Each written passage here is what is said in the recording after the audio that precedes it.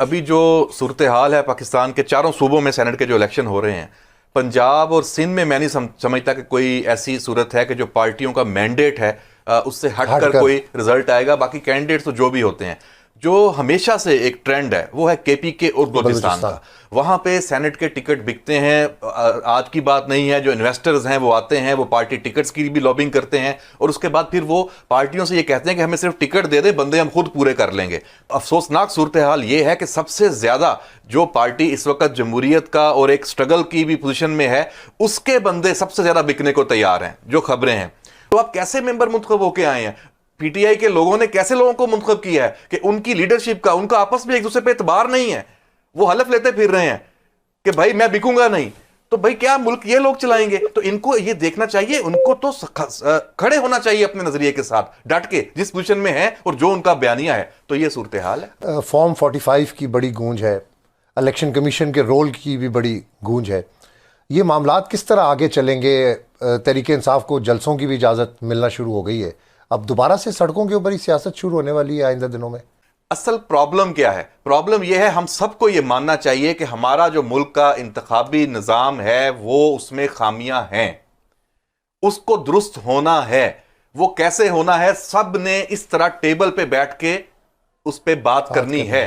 जब आप एक दूसरे की बात सुनने पे आमादा नहीं है, एक दूसरे के साथ बैठने पे आमादा नहीं है पार्लियामेंट के अंदर, तो आप लेजिस्लेशन जो जरूरी है वो कैसे करेंगे? सड़कों पे तो ये मामला हल नहीं होना। सड़कों पे तो ये है कि आपकी बल्ले बल्ले हो जाएगी, ट्वीट्स, रीट्वीट्स, रीपोस्ट हो जाएंगे, सोशल मीडिया पे वीलॉग्स चल जाएंगे।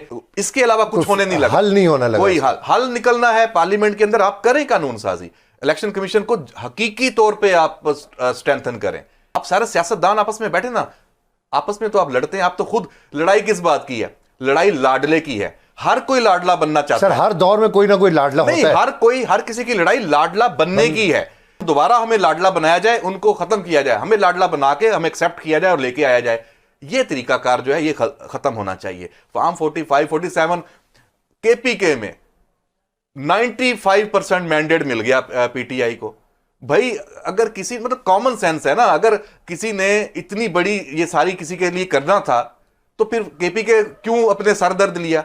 वहां पे क्यों अली अमीन गंडापुर को वजीर आला बनने दिया? क्या वो मुश्किल काम था? अगर कोई चाहता तो वहां हो गया, वहां आपको मैंडेट मिल गया, वो ठीक है। जहां नहीं मिला वहां फॉर्म 45, 47, अगर उसमें इश्यूज आ रहे हैं तो फोरम मौजूद है। पार्लियामेंट का इजलास जो हुआ था उसमें भी कुछ लोगों की तरफ से, स्पेशली आपने देखा कि पीटीआई के जो नए लोग पार्लियामेंट का हिस्सा बने थे, मैं सबकी बात नहीं कर रहा हूँ, कुछ लोग जो हिस्सा बने थे किस तरीके से शोर शराबा, ये जमहूरियत की नॉर्म्स हैं। और इस तरीके से ऐसी ऑपोजिशन के साथ किस तरीके से काम चल सकेगा?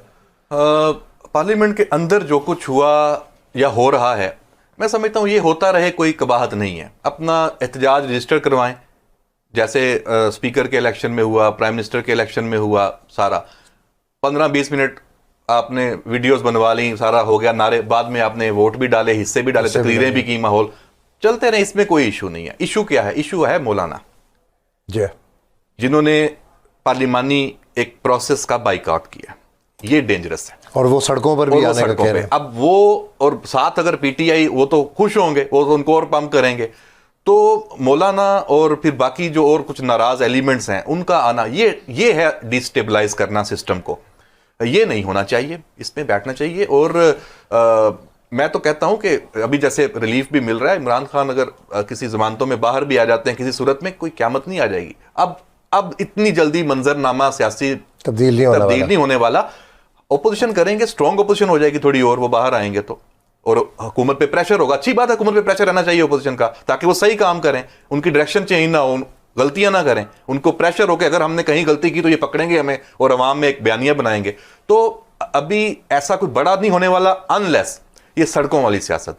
मौलाना की जो एहतजाज की कॉल है, इससे मामलात देखते हैं कि थोड़े से अलार्मिंग है। बिल्कुल, मैं समझता हूं कि ये कोई अच्छा शगुन नहीं होगा, क्योंकि हुकूमत की तवज्जो बटेगी, और तवज्जो बटेगी तो नुकसान किसका है? देखें इकॉनमी, आप